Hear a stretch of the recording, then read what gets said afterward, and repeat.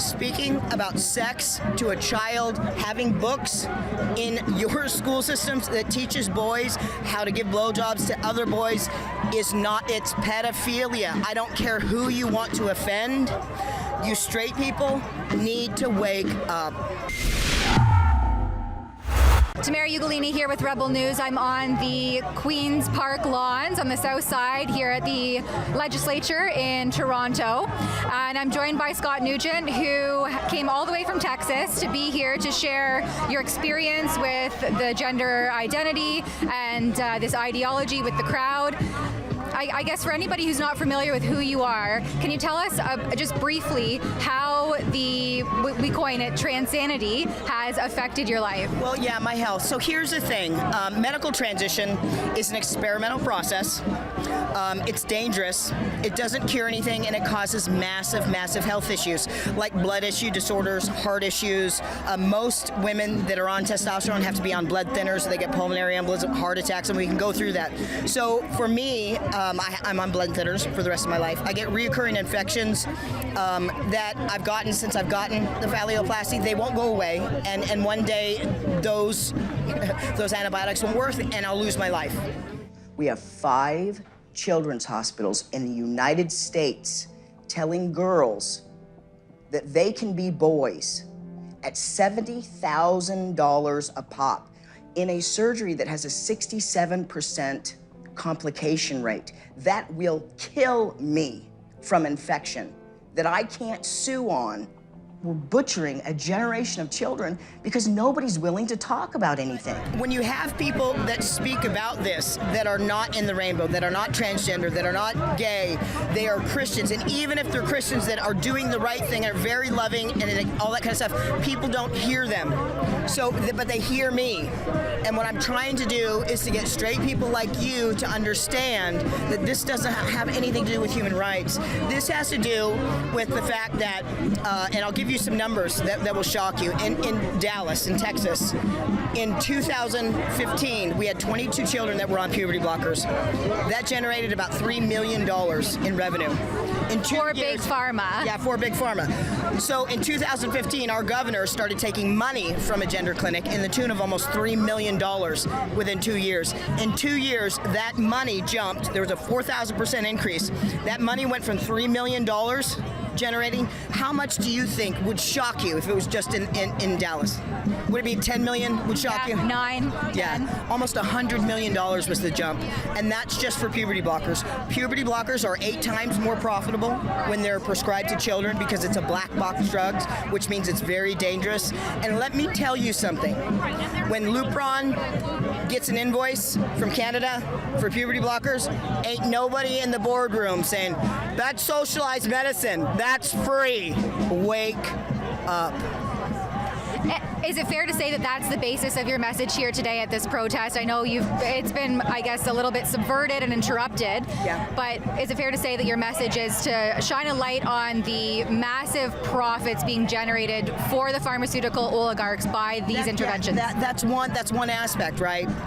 But you know, not everything is horrible and evil. There's a lot of straight people. There's a lot of gay people that we fought for these rights and we won those rights. We all went home, and unfortunately, the activist business model, if you're not fighting for something, what goes down? Donations. When donation goes down, what happened to those organizations? They disperse. And so it's the reason why in 2015, the Stonewalls and the E-Gales were claiming bankruptcy. There was no more donations coming in. So the new business model is on the head of your children.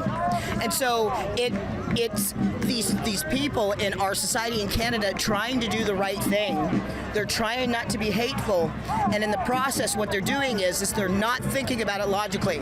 Speaking about sex to a child, having books in your school systems that teaches boys how to give blowjobs to other boys is not, it's pedophilia. I don't care who you want to offend. You straight people need to wake up. Are you surprised, or what's been the most surprising thing for you being here today, but also coming into Canada recently? The most surprising thing, this is the second event. The first event, we had a 5,000 marches with all the stuff. There's a lot of people that didn't go home. It was the largest march in Canadian history. There's over 100 cities in Canada, over 100 cities in the United States, 14 countries that are marching today. But unfortunately, news people don't know about that. And so the biggest shock to me was turning down offers to speak in Canada for 5 years. And the reason why I did is because I said, you deserve Canada. You guys not doing anything. Canada belongs to you. Now, coming here, I realize you guys have a whole bunch of heart, a whole bunch of fight. But I get banned on social media when I'm in Canada. Surprise. Yeah. So what I'm trying to do is shake you guys awake. You need to cover this like it is Jesus coming back to home, for all the Christians. It's like, gay Mecca coming back to Mecca. I mean, you guys need to advertise this. You need to get the word out. You need to do the right thing. You need to stop being afraid as journalists. We're butchering children. We're allowing pedophilia into school systems because nobody wants to offend anybody. Offend everybody. Well, we've actually launched a campaign. It's called StopClassroomGrooming.com, where we've petitioned the government and school boards and health education ministers to stop this infiltration of SOGI 123 and diversity, equity, inclusion. But we're opposed here to what the union has done with this call to action, and that's what you see happening behind you. Is the unions have put out this call that this is all about hate, no space for hate in Ontario and Canada. What would your message be to the people here on the perimeter who are protesting this? My message is that, these people were fine until I started talking and making sense. Once I started spouting the facts, they didn't want that. They only want the unicorn farts. Well, you know what? Facts matter to children. The protection of matters to children. What if I'm right? What's your first name? I'm Tamara Ugolini. What if I'm right? I think you are right. What if I'm 5% right? What if we're butchering children, 5% of them, because nobody has the ability to grab their voice? What if I'm 5% right about sexualization in schools? Is that enough for you to do something? At what point is your country going to say to your prime minister, what in the hell is wrong with you? Homosexuality is nothing to promote. It's nothing to celebrate. It's to accept. It's to love. It's to, integrate into society in a nice and decent way. And what I'm trying to do is to get the gays and lesbian at home. We need help. We're butchering children. Pedophilia is in your school system. We need gays and lesbians and trans to come out.